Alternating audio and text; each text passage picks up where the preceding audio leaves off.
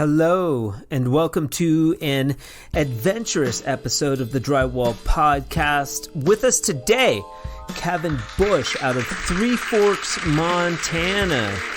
Kevin is an extremely accomplished member of the drywall community, having been the lead sales rep for No Coat. He's traveled the country talking drywall, selling products, and he may have landed a job selling words to Walls and Ceilings magazine. We travel by the hour to get Yeah. to kind of see this. So I guess the guys from Walls and Ceilings are watching this. And after the show, they came up to Bill and I and said, "You guys were awesome. It was funny." And then they said, "Would you be interested in writing for us?" And we said, "Hell no." I said, "I barely graduated high school. I've got dyslexia." Oh. And they're like, if there was a way you could get on paper when there was actually still magazines in the world, what you guys did, that's what we're looking for in our magazine. Something that's about the industry, but some humor in it too. Kevin is very funny, he's very well spoken, and extremely knowledgeable. The Drywall Podcast is brought to you today by Fresco Harmony, making walls better since 2004. If you have questions about Fresco Harmony, the podcast, or anything, you can contact me at info@frescoharmony.com. But for now, join us as we travel all over the country on this episode, the 34th episode of the Drywall Podcast. Let's get into it. We have Kevin Bush, Adventures in Drywall, with us today on the Drywall Podcast. Remember that picture I sent of my niece wearing the grabber hoodie and her assistant next to her? I'm in one of Heidi's offices, and her assistant, Aubrey, she's on. This is my first ever Zoom. So without their help, I wouldn't even be here. It's gravy. Aubrey, so we're going to give a shout out to Aubrey for the help with the Zoom. Aubrey and Heidi. And Heidi, not to forget Heidi, and they are your niece and... Heidi is my niece who's a big custom builder with her husband in Bozeman, Montana. Okay. Aubrey's her office assistant that does everything for her. Okay. She's a right-hand man. And Aubrey, do you do social media stuff and all that? I do, yes. Okay. Here, Aubrey, so you can say much. This is my girlfriend, Aubrey. She's a sweetheart. Aubrey, she knows how to do everything. You don't have to be embarrassed. We can keep any of the audio, any of the video stuff we can keep off, and all it'll be is Aubrey's audio. Let me ask you one quick question. So last night I couldn't sleep, and I'm scrolling through all these videos, and one of the common threads is you start off with, "So do you swear?"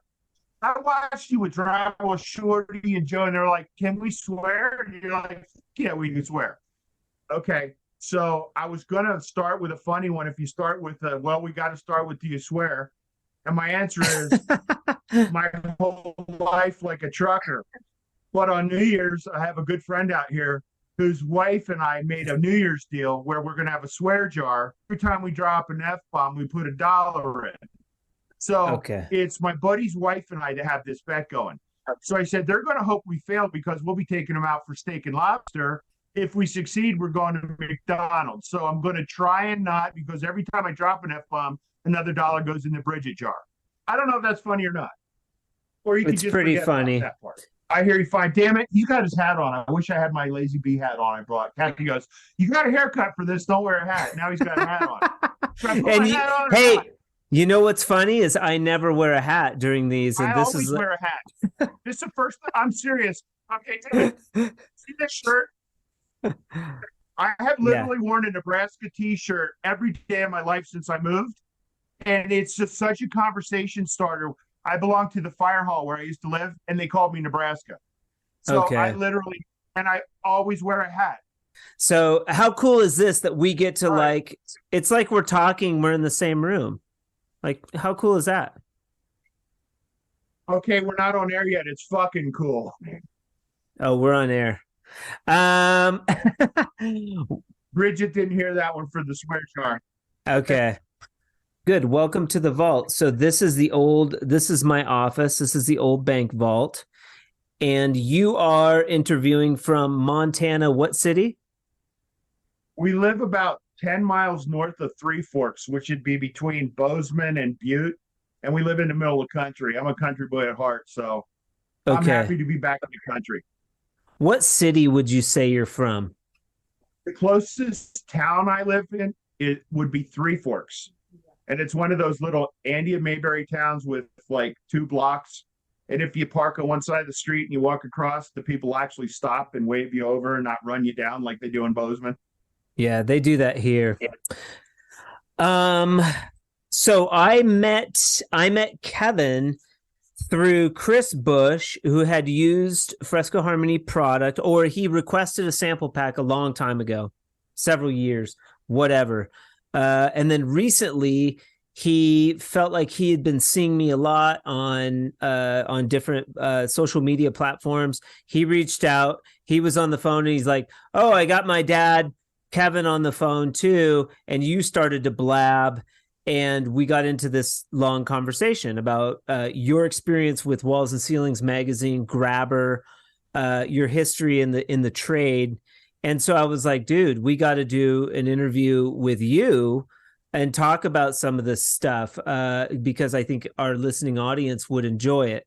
Let's start with, we can go back into the history, but let's start with Walls and Ceilings. So John Wyatt reached out to you to do an article called Adventures in Drywall for Walls and Ceilings magazine. How did that come to be?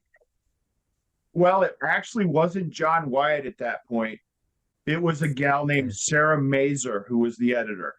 Okay. And I believe, owners of the magazine, son named Tag Henderson. And I'm sorry if I get the name wrong. Part of my gig with Grabber was to travel all over the country to do trade shows. So we did the Florida Walls and Ceilings show at Sawgrass one year, and the folks from Walls and Ceilings were there. So since I never considered myself to be a salesman, I was just a drywall finisher that Grabber hired to go out and teach guys to use no-coat because I was like one of the first guys on the East Coast to use it. Right. I actually built a demo booth.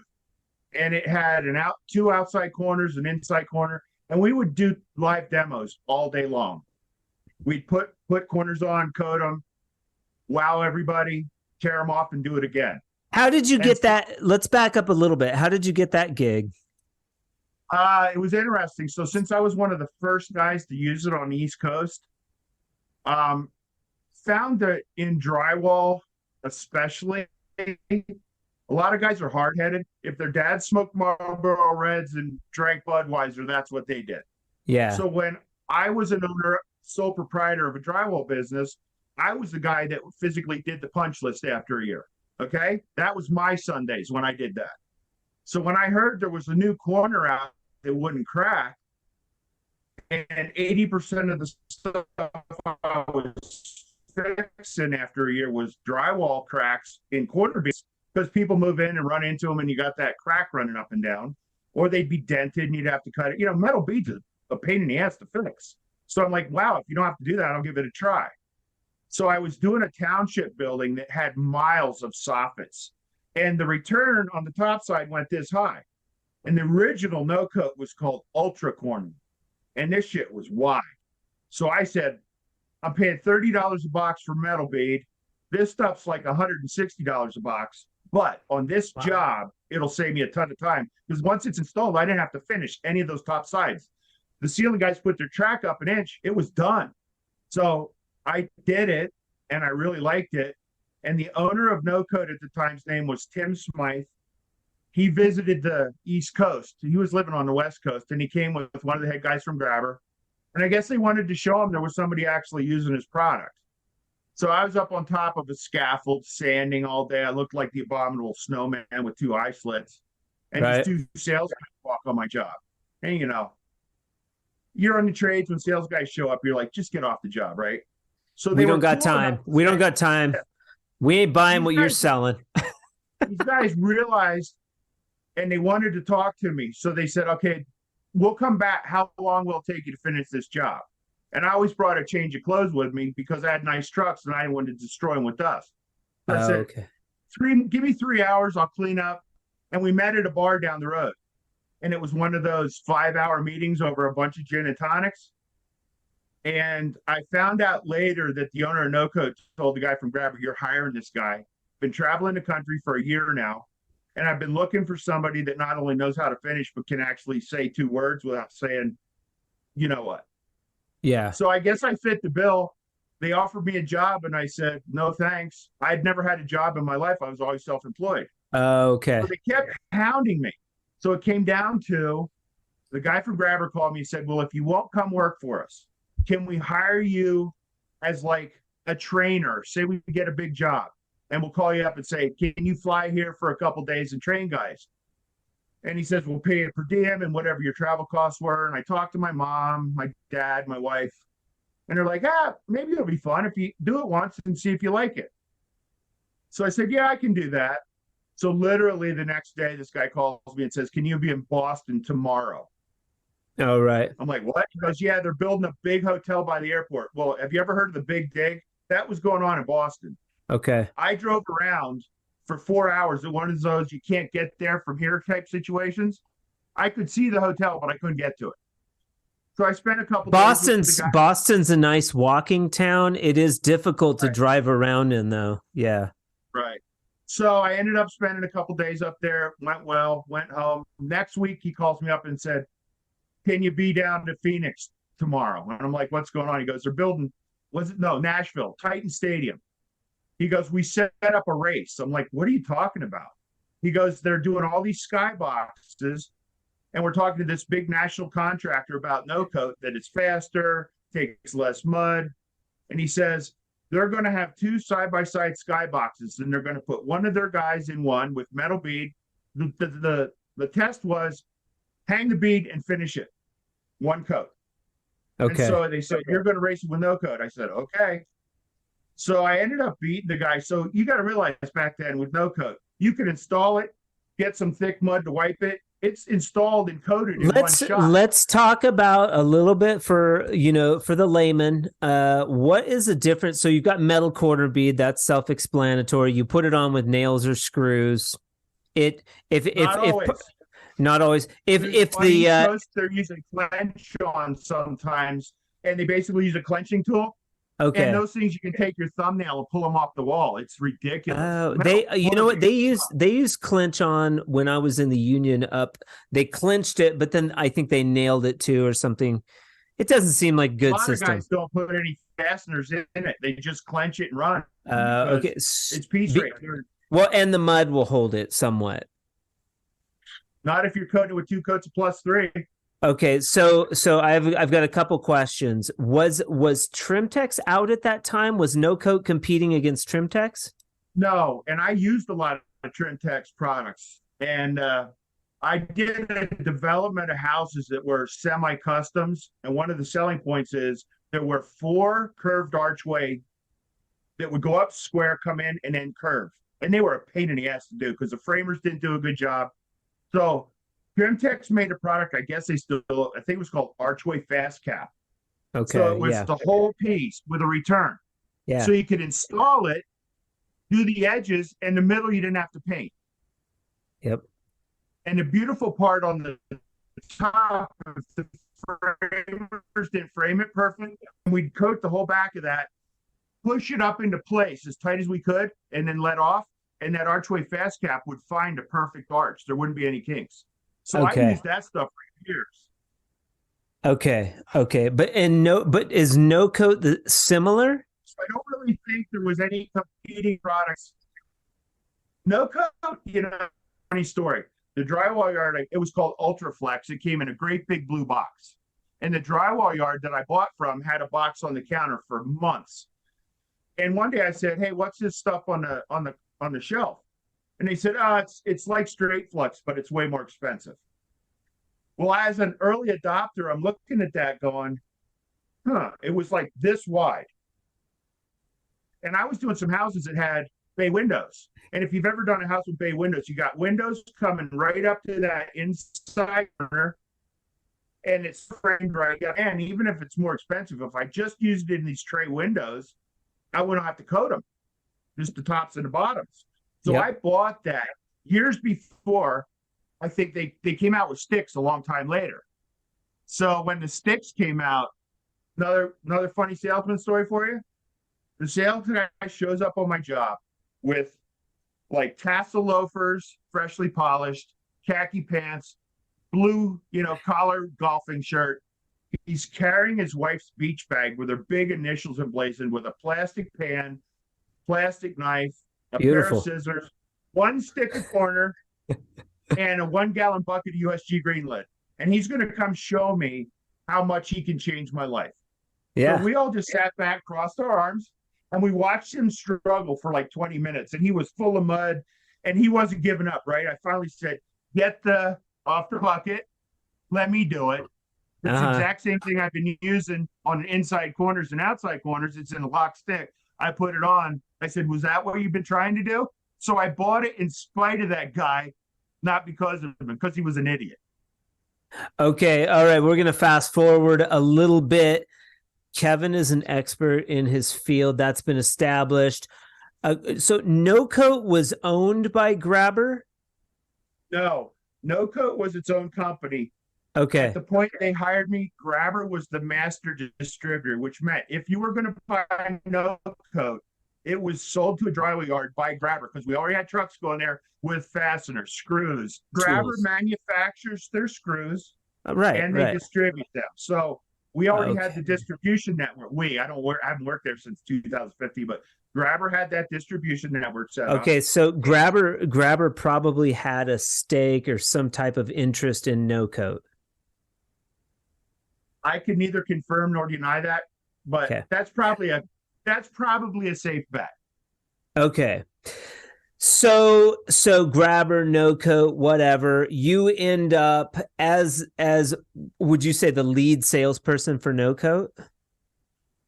I was the only salesperson for No Coat. Okay, so probably 2 years. I was on a plane 3 weeks a year. And what year is this? What timeline are we talking? Okay, I've got number dyslexia, so bear with me. Probably. That's okay. Well, you're going to have to go backwards. I was in my crash in 2015, and that was my 17th year with Grabber. So you do the math. Okay, so 2015, 17th year, you're like 98. Yeah. Late 90s. Okay. Also for reference, Kevin had a bad car crash, which we can talk about later. We don't have to talk about that right now, but it's caused you a little bit of fogginess, I guess, or like just some when you're remembering things, it's kind of difficult. I had a bad concussion, so I have like memory loss issues. Okay, all right, and we'll get back to that. We just want the listening audience, so that's what that's about. We'll get back to that. But so you go to No Coat, obviously is having, I guess back then, were they doing Intex? Was that a show back then where you showcase your wares to the country? I went to everything from LMC live shows to home shows to Walls and Ceiling. I mean, we did all the shows back then. We were at every show. Okay. You know all about the shows. And that's where someone from Walls and Ceilings sort of maybe recognized your character and was like, oh, this guy's great. He needs to write an article for Walls and Ceilings. How did that come to be? Well, I was always nauseated by trade shows because you have a bunch of construction guys showing up. And 80% of the booths had guys standing there with the same penny loafers and the $300 shiny suit. And they would sit there like this as you walk by. Yeah. And it was almost like they were daring you to talk to them.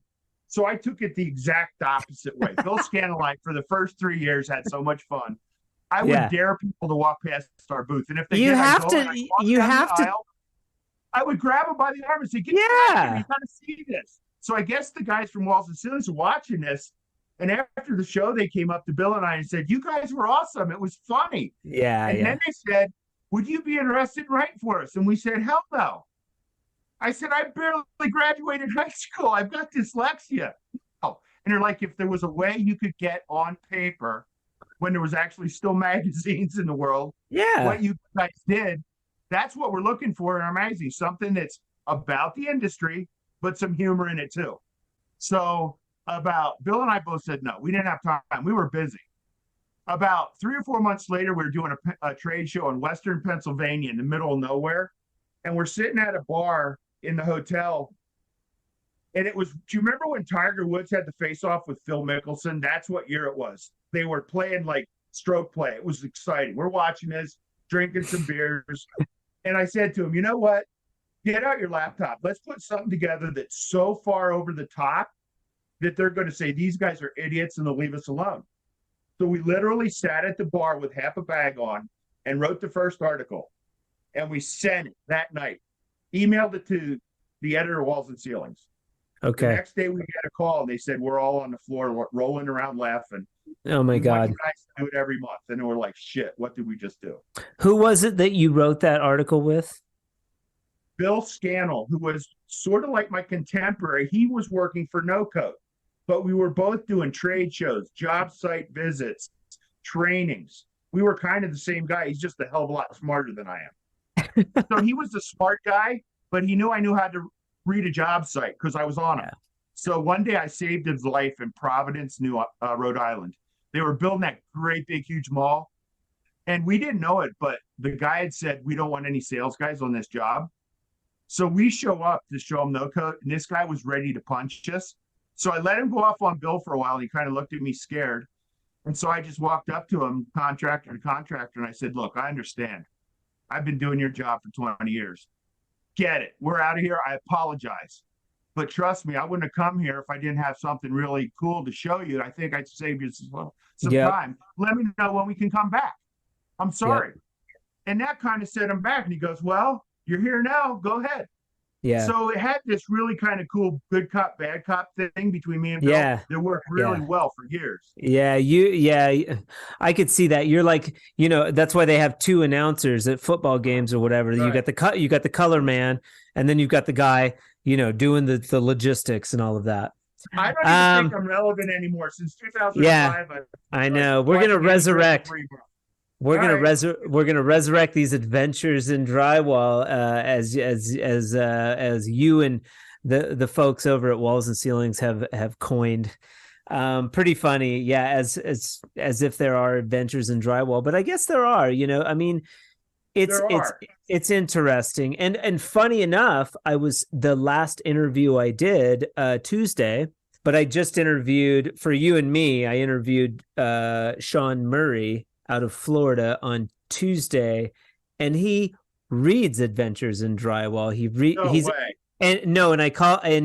calls himself the drywall nerd because he knows all about this stuff, and he knows about Adventures in Drywall. He knows about he knew about the plaster guy, and those. Did you tell him how I busted his balls, kind of online? But no, he was a totally self-promotional guy, and I need to go back and read all of the articles, and then what would be really funny is if I interviewed him, if I could get him an interview. I don't even think he's still around because he was in it he was going to offer these training courses for thousands of dollars. Come learn to plaster. And I'm like, dude. They're still offering the training courses, Kevin. Okay. They're still offering them, and they're still like $1,500, and you got to buy your way down there, and you got to find a place to stay, and it seems ridiculous to me. Here's a pitch for you from a sales standpoint. I want you to use Fresco Harmony because I made this product and I think it's really great. But here's the kicker. I'm going to charge you $100 a bucket. I'm going to charge you $1,000 to come down. To come down here and take a class. I want to charge you $1,000 so you can come down here, take my class, and you got to find your own place to stay. I want you to come down here, take my class, and then after that, I'm going to sell you my product. But how does that sound? Can I disconnect? Hey, Aubrey, which button do I do to disconnect this? I don't like this guy anymore. It's only $1,000. Hey, you know what? Maybe the guy's a millionaire now, and I'm just living in the middle of a field in Montana. So I don't know. Maybe it worked for him. I don't know. Who knows? And so here's my things. Like, well, wait a second. I don't want to charge anybody to come down here. How about this? I've got Fresco Harmony jobs going down here. How about Chris comes down here? He works for me for free. I show him everything he needs to know. For about a week. I get a week of work out of him, and then I just send him back. Okay. Works for me. You gotta talk to my kid. I got you. You got me. So like, so me, what the way I do it, and I'm having fun, but like the way I do it is like, I'll send you a free sample pack. Like the product needs to sell itself. You know, if you guys don't like it, you're not going to use it. Period. And it's the same. When I was a grabber. You have no idea how much free stuff I gave away. I'd say, hey, I'll give it to you. I'll come out. I'll help you do your first house. Yeah. Because it's a long-term deal. Would you rather sell a toilet paper holder or toilet paper? That's how I viewed it. My free product to him is a toilet paper holder. He's going to buy toilet paper from me for the rest of his life. Sell a consumable. Yeah. Right? Yeah. It's a no-brainer. Yeah. Yeah, I agree. You know, like in the beginning, I was trying to keep this really secret, patents. I lost a bunch of money messing around with patent attorneys and bullshit. And like, you know, the reality, you can't give this shit away. Right. Chris has got a sample. Chris has got a color pack sitting in his truck from 3 years ago. Like he don't give a shit. It's not his truck. It's in my garage right now. Because I don't know if you know this or not. You're freezing it. We're putting in a big addition on our house, and it's going to have some fresco harmony that Chris already bought it. So it's going to be going in probably a month in our new place. Beautiful, beautiful. And you guys are buying it and it's cool. And I want all that feedback and stuff. I told you I would interview Chris and Heath after they use. I'll be honest. If I think it's shit, I'm going to tell you it's shit. So Kevin, so do you like would you say that these shows that you go to, they're valuable? Grabber got a 40 by 40 booth, and in my pole barn in Pennsylvania built 40 by 40, 3-section. One section was for decking to showcase their super drive tools with screws. The middle section was no coat with art and stuff. And the next one was, I think, for Deckmaster, which was the first hidden deck fasteners that was out. So I build all this stuff in my pole barn, truck to Philadelphia, wait for the union laborers to unload it, because we still had to button it up and put it together. We were there all night setting this thing up, and I think it was a 4-day show. And you get a bunch of looky-loos walking through. Once in a while, you'd find somebody decent that you might actually make money on. But I always thought it was a waste of time and money. But I guess people that are way smarter than me and make a lot more money figured it was worth it. Well, I mean, so I'm talking about for like Fresco Harmony, I'm considering a booth at like Intex in Las Vegas. I feel like for my product, and because it's new, like it might do really well at one of these shows, but I don't know. You're only on the floor for 8 hours. Would you be able to have some sort of a wall set up with drywall where you could demo it live? If you're standing there with a product that's up, I say don't waste your time. If you can actually do a hand, every show we did, the entire show, one of us was putting corners on and ripping them off. We weren't standing there. By the end of the show, we were covered in mud. Okay. Cool. So and if you could do it that way, where you're doing a live demo and showing people, and then have another piece of board you can put up and do another one and maybe do 10 or 20 a day, I think you could. Okay. All right. Cool.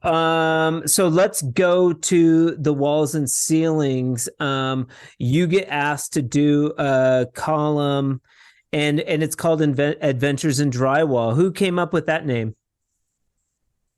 I honestly don't remember. I think it was Bill and I, and it was basically loosely based on the adventures we were having.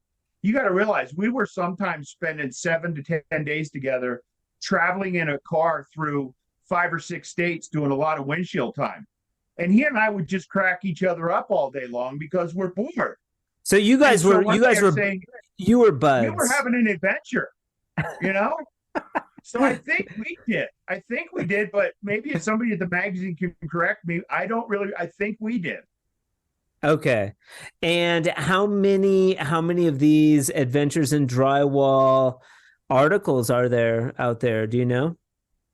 Well, I don't know if they're all online. I think they are archived. I know Bill and I did it together for maybe 3 or 4 years, and then he got way more responsibility. I think he ended up becoming the CEO of Structus, which was what No Coat turned into, and he didn't have time to do it anymore. So I actually thought about quit doing it because I really enjoyed it. Was a collaborative effort for the first few years. I'd write something and send it to him, and he'd put his 2 cents in and send it back, and it was kind of fun. And when he decided he didn't want to do it anymore, I really thought about bagging it. And the magazine contacted me and said, you got to realize, at that point, with a magazine you open and guys would fill out cards, they said, you are the #1 read article in the magazine. We actually, one of the articles we wrote, and I won't talk about it now because we got heat off of it. We wrote an article. Whoa. That's what I want to hear, buddy. I want to hear the dirt. All right. So there was a period of time, I don't know what it was like in the rest of the country, but when it was really busy, the drywall plants were turning out drywall so fast. And we were getting board sometimes delivered to jobs that was still steaming. The center of the stack was still hot. Now, you got to have real crisp, tight board to cut clean. So we were getting some board that was horrible. And as we would travel, every job site we go to, we'd hear these guys going, what's going on with the board? We're taping our butt joints and they're bubbling and we're peeling it back and the butt joints are peeling back on our feet. So we wrote an article that said, where has all the good drywall gone? Now, we were stupid. Okay? We were dumb. We didn't realize. And I guess it got a lot of heat from all the gypsum companies. And I think we almost got sued. But wait, let me stop you. Isn't that Walls and Ceilings magazine to report industry news? And you know what? They're still complaining about the drywall. It's gotten worse. Right. Here's something I'll give a big heads up to.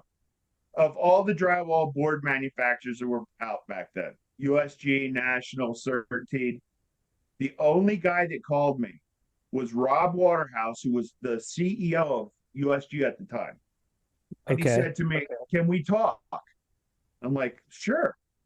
And he goes, I got to tell you something. That article you wrote really upset me. And I'm like, see that? Hey, see that van outside your house right now? There's a gun pointed at your head. Right. But he said, dude, I've never met him face to face, but we had this conversation. He said, but I took it to heart. Tell me what you're seeing. Tell me what you're hearing, because I'm not on these job sites. So I told him everything I'd heard, all the complaints.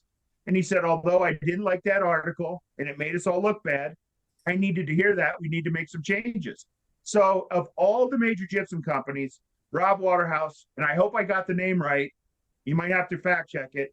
It was Rob something, and he was CEO of USG at the time. So, yeah.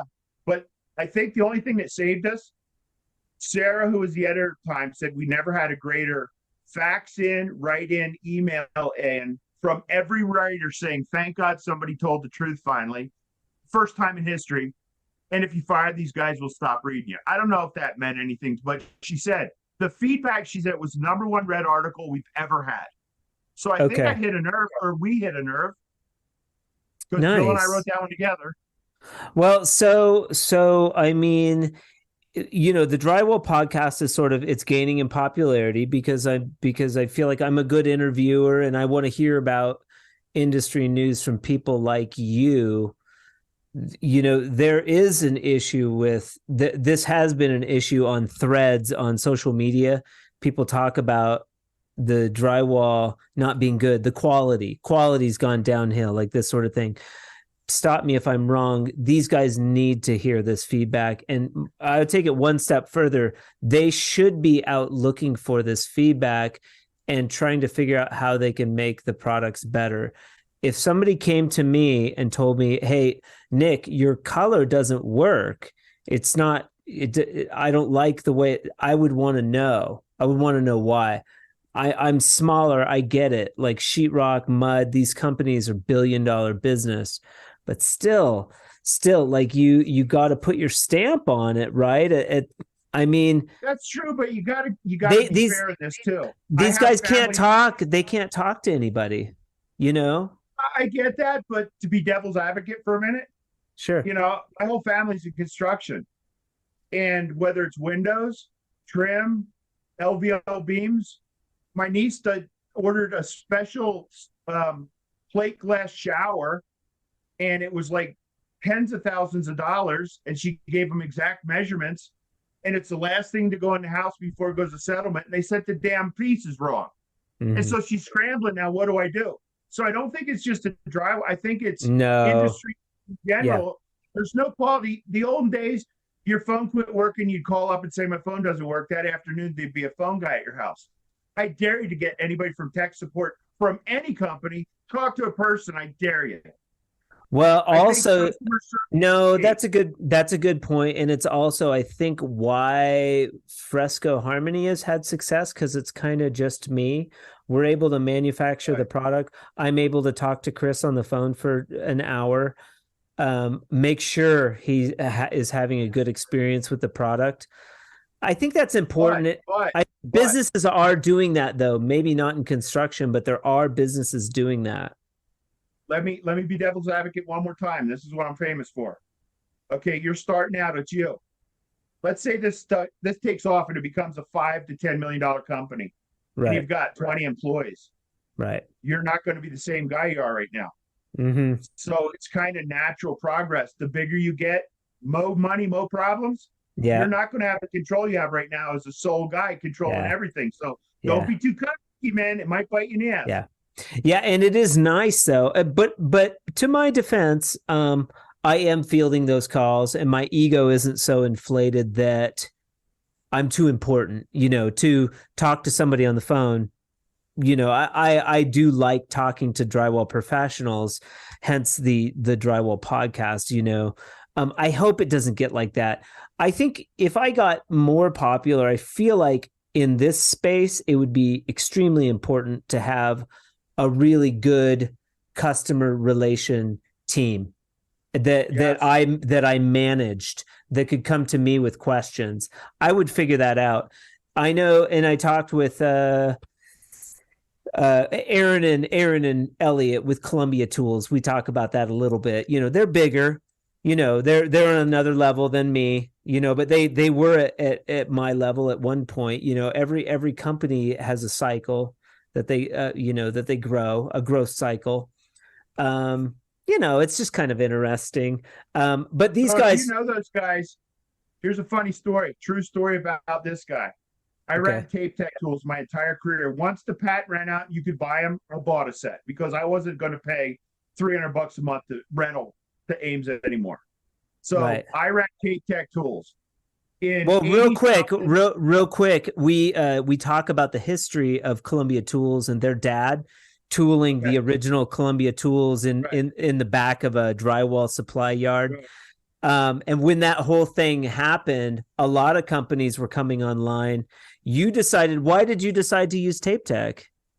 Because they were the first one out, and it was the exact same tool I'd been running same for years tool. when I was renting. Okay. But here's the funny part. You got to tell the guys at Columbia. The first generation was this real beautiful maroonish color. And I had just bought a brand new GMC diesel pickup, that same color. And I told my wife, I'm going to buy one of those tubes just because it matches my pickup. I didn't realize it had like 5 major improvements to it that I didn't even care about. I bought it because it was a cool color and it matched my truck. I think they might get a kick out of that. Sure. Yeah. And if you get a chance, please listen to it's a 2-part. It's one of the only it's the only 2-part podcast so far, because there's so much there. They go clear back to when their dad was starting, the company. And they're running. Cool.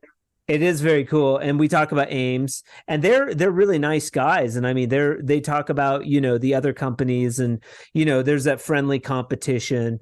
We talk about Premier and Tape Tech and all these different companies, Ames, and it's cool. It's cool. They're candid, but we do talk about quality service and how they manage that a little bit with their company, because they're still to this day training hand finishers and trying to convince hand finishers to use the tools, like these old dinosaurs that are like, they'll never change.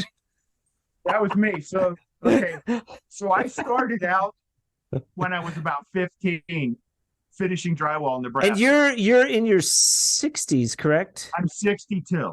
Okay, you look fantastic, by the way. You really do. You're a great liar. Thank you. So my brother and my brother-in-law were a lot older than me. So when I would go on a job, summer vacation, I get all the shit jobs, right? Okay. And they knew how to do everything except drywall. So one of my buddies in high school, his dad was in his 60s. He was an old school, hard school taper. And he used a banjo and a hawk and trowel. So one day he said, "Hey, we got this big house. Can you come wipe tape behind me?" And I'd never wiped tape. So as you've talked to other people, I could tell within about 10 minutes if somebody can finish drywall or not, just by the way they hold the knife in their hand. Yeah. It was always natural to me, okay? And so I said in my mind, if I can learn how to do drywall, that's something I can do better than my brother-in-law and my brother. Nice. So that's why I pursued it. Fast forward a couple of years, I go into business with my brother-in-law, and I learned a lot of other things, but every time it came to drywall, I was the guy doing the drywall. I went to work for a guy called me up and said, "Hey, I heard you can finish. Do you know how to run the tools?" I said, "Oh, yeah." He goes, "What tools do you?" Oh, he said, "How many rolls can you run out of a tube a day?" I said, "What's a tube?" He goes, "You said you run the tools." I said, "Yeah, I run a banjo and a pan and knife." And he looked at me like I was from, outer space. He goes, "You grown up under a rock?" I said, "No, Western Nebraska." So he said to me, "I'm going to put this in your hand." He said, "I'm going to show you how to do it once." He said, "And then you're going to learn on your own." And within 3 months, I had 3 guys wiping behind me. I was this tape. All I did was run a tube for 4 years and have guys wipe behind me. Let me ask you this. How many times did you throw the tube down in pure hatred? Well, I knew if I broke it, I'd have to pay for it because it wasn't mine. The real question was, right. You can't throw them down too hard because you still have to use them.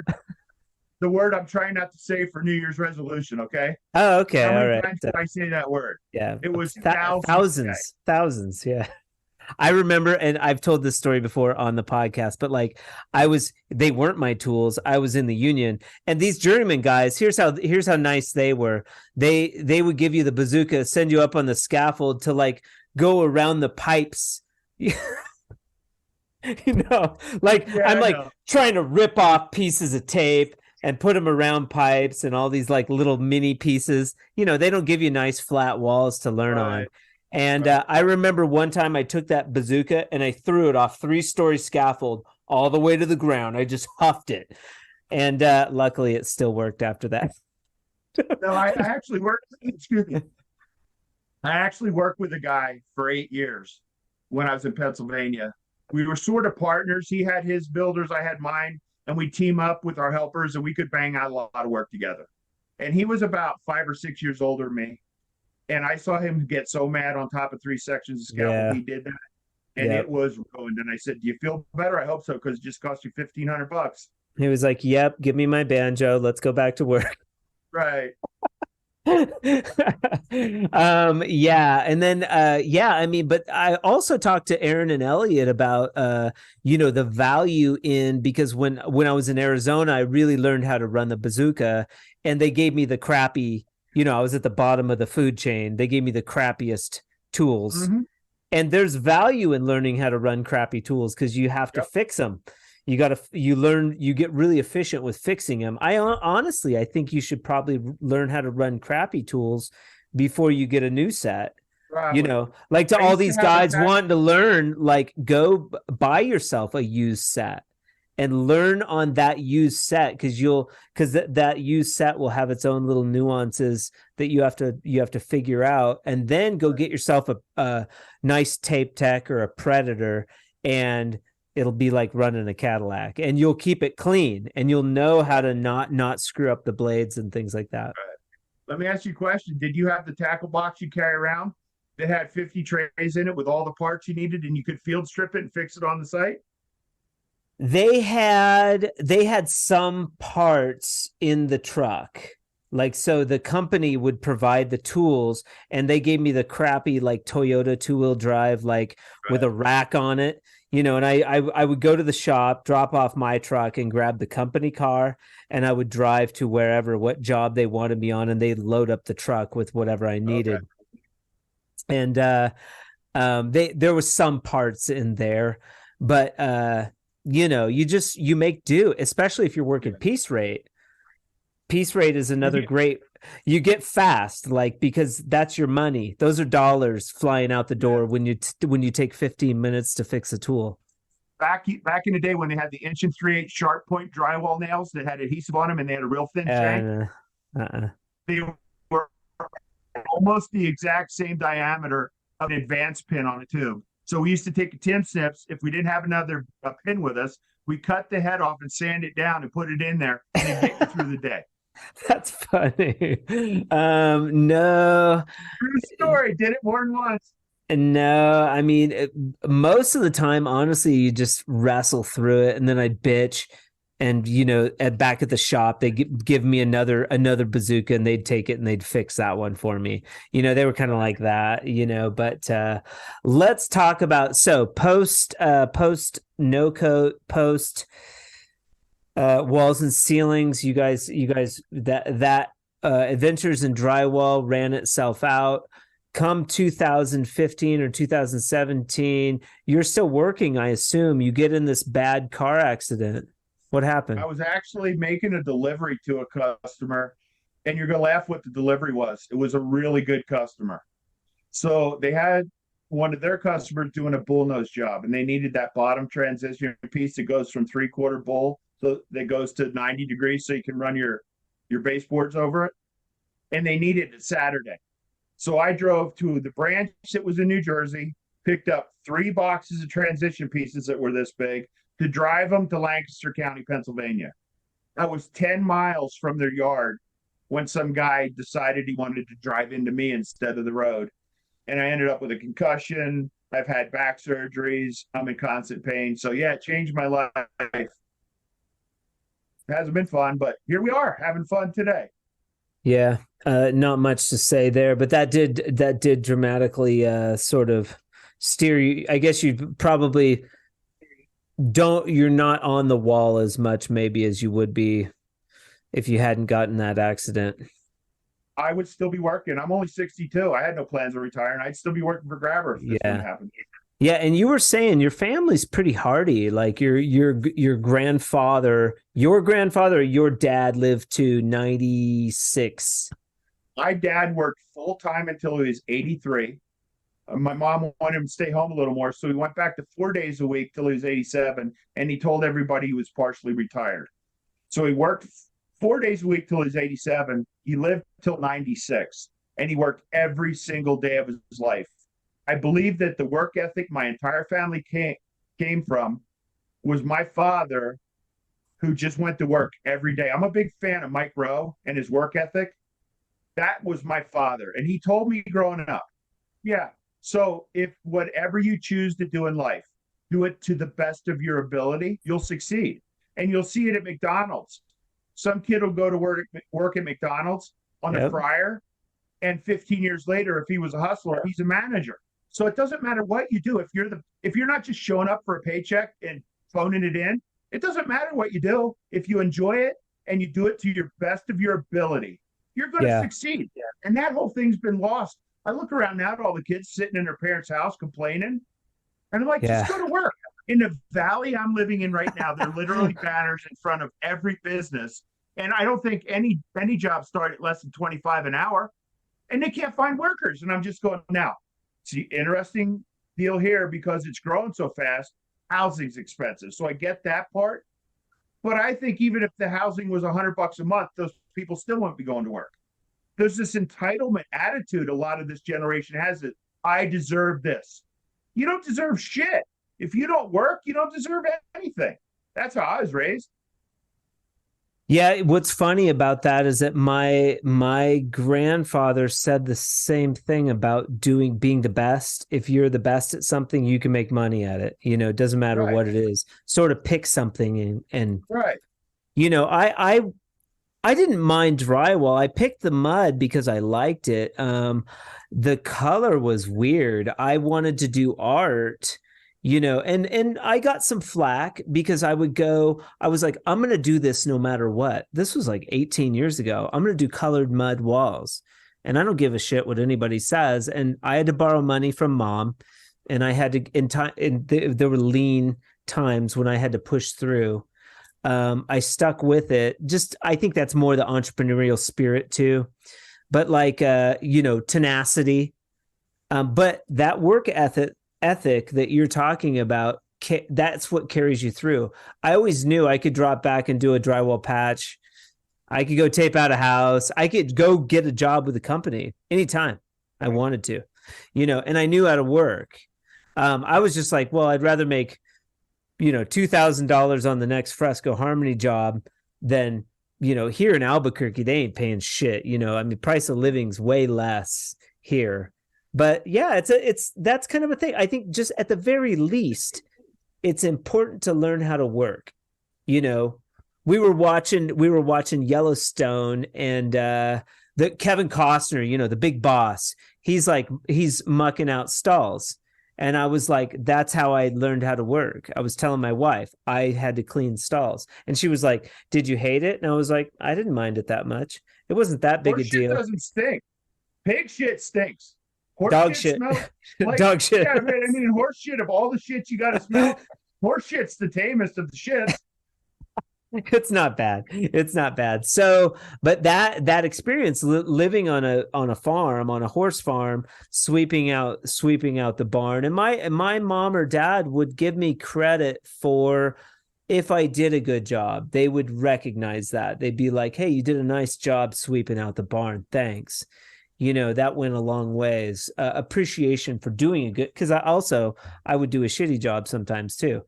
And they'd be like, I had to go in and re-sweep the barn after you got done because it wasn't finished, Let me ask you a follow-up to that, because not only did my dad tell me that, when I got a job, like my first job working in a garage when I was still in high school, and I was making $2 an hour. So I was making barely enough for gas, right? So when I got paid the first week, he said, how much did you make? And I told him, he says, give me a quarter of it. And I looked at him. I said, what? He said, give me a quarter of it. I said, why? He said, because you're now working. And he says, when you go to work, when you're out of school, it's going to cost you at least a quarter of what you make to live.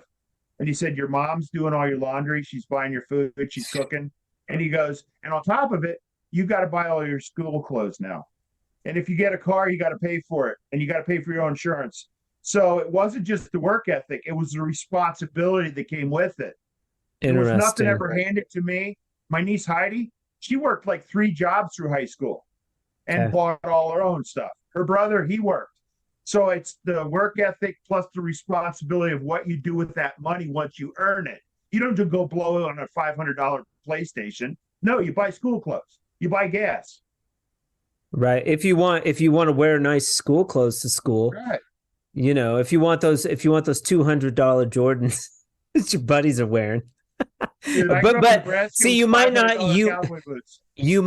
want to waste money on those Jordans or those cowboy boots or cowboy hat for that matter. That hat that I'm wearing in that picture I sent you.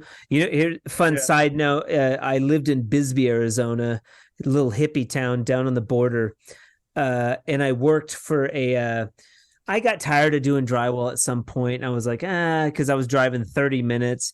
I was only making 8 cents a square foot. So they were kind of screwing me. But I went to work for a haberdasher for like 3 months, making hats, making like felt hats. Cool. And I love hats. I told you, this is the first time I haven't had one for like 10 years. My wife's like, just go in, ball. Now you got your hat on. I feel bad. We went Next opposite. time I'm going to wear my Stetson.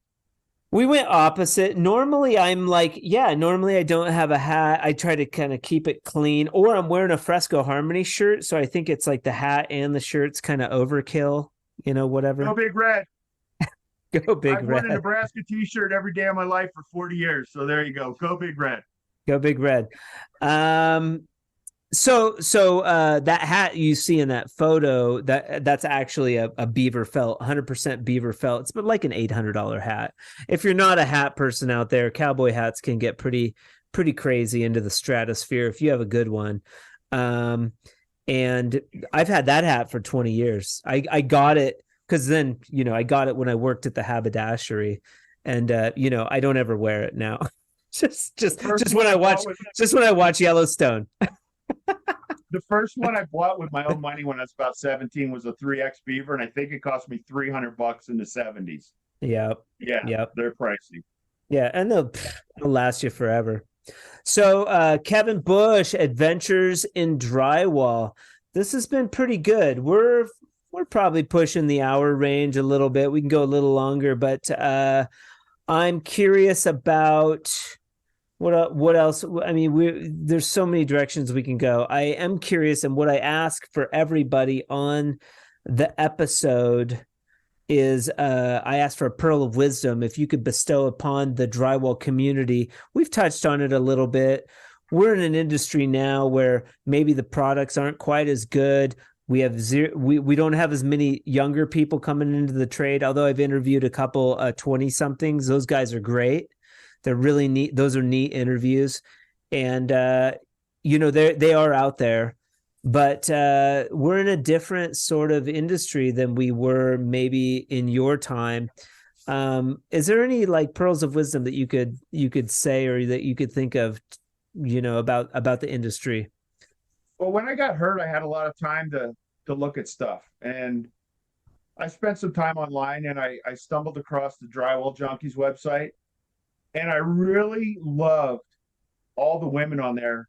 I started following Kayla Beckett Sullivan, and I was amazed at how many guys were giving her shit, and she gave it right back.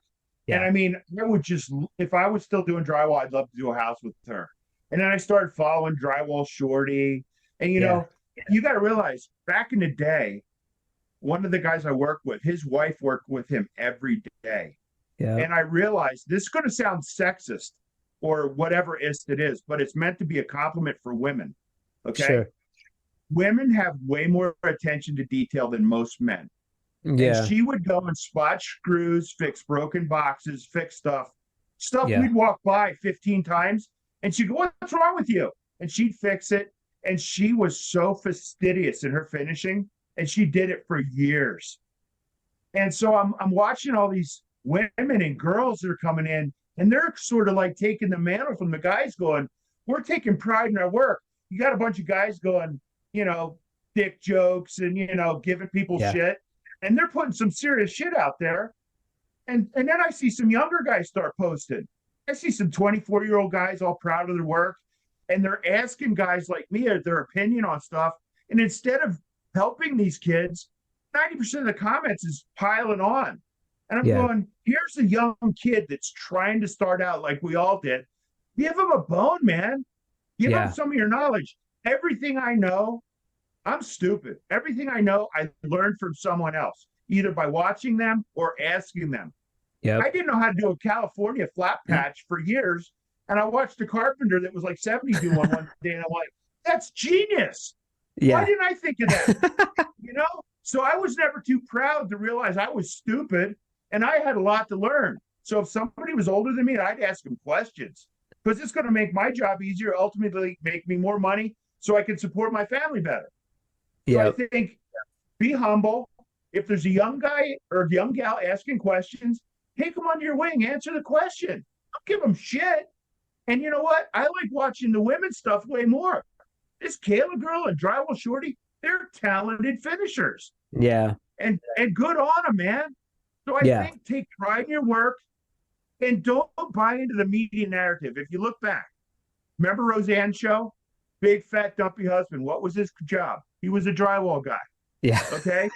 The guy in the Office Space movie that lives across the hall from I know. Doing drywall contractor. Doing the drywall. Drywall contractor on TV or movie. It's some idiot. I've run into some of the smartest guys I've ever known in my life on a job site. Never went to college, quit school at 16, and those guys know some stuff. If you look at the average age on the job of most of the workforce, the guys are in their 50s. Most young kids don't want to do anything, let alone get dirty. So if you've got a 20-year-old that's willing to get dirty and he's asking questions, whether it's on a drywall forum or on a job, don't give him shit. Encourage him. Those are the next generation. They're going to take over for us. Yeah. Try and support somebody. I can't believe how nobody wants to work. If you find that pearl of a kid that wants to learn something, teach him. That's how I learned. Yeah. A 6-year-old old guy taught me how to pull a knife. And pay him well. too. Pay them. If they're showing up, they got their car, they have a willingness to learn, you got to pay for sure. Right. Absolutely. Kevin Bush, what the hell, dude? How come it took this long for us to meet? I don't know. I'm living under a rock in a field, Montana. I've been doing Fresco Harmony for 17 years, man. The product has been out for 11 years. Well, it looks like you're doing a good job, and it's going to be going in my house when you get it done. So I'll give you my straight up. I got to you. You know, I'm a straight shooter. I'm not going to lie. So when I get big enough too, maybe you could throw your hat back in the sales ring. You can come and sell colored mud for me. How fun would that be? Well, I'm really enjoying spending a lot of time with my wife, you know, and I have grandiose plans of pulling our camper a couple places next year. Nice. Seeing some stuff we haven't seen. So nice. If I ever did something, it'd have to be like 1 hour a month. Yeah. Hey man, I wouldn't have you running like those no coat guys. I'd send you'd come with me to Intex, we hang out there. Maybe I'd send you up here, couple trips a year, all expenses paid. I'll send you somewhere nice. You can go like just do sales. You gotta realize it's on the internet. It's out there forever. You said it. So if you didn't mean it, you just screwed yourself, bud. You'd have fun selling this stuff. It's actually fun to sell. I'm really excited.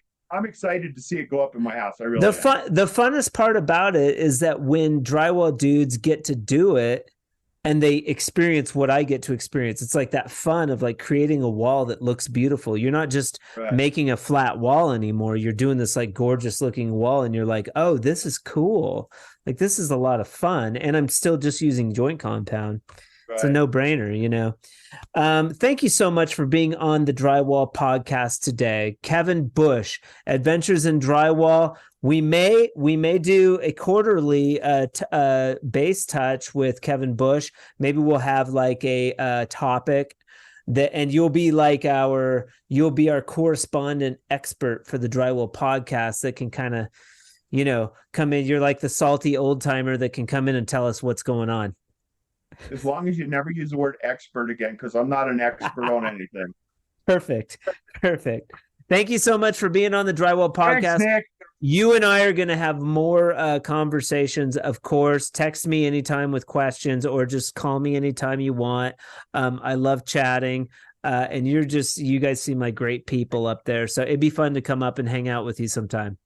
Hey, thanks. And by the way, this was the first Zoom I've ever done in my life. I told you I was a dinosaur. So write that on your calendar. Today's date in red. First Zoom ever for the Rock Doc Kevin Bush.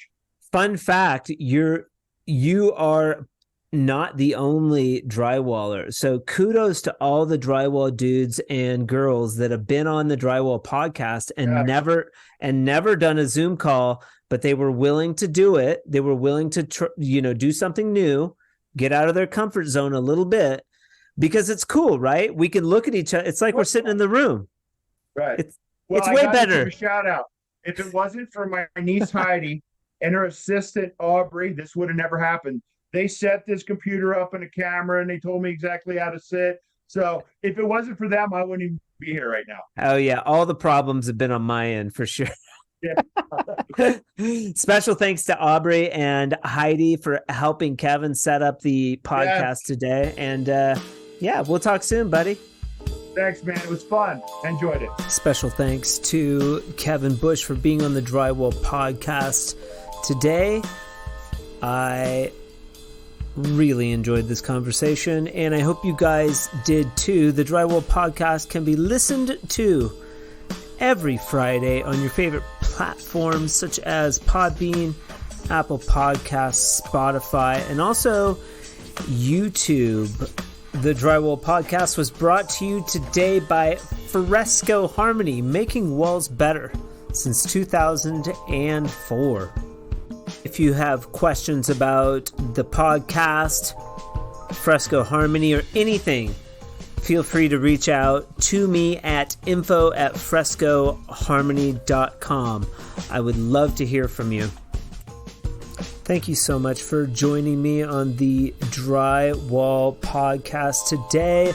Tune in next Friday. We will have Myron Ferguson, who essentially wrote the book on drywall. Until then, keep drywalling.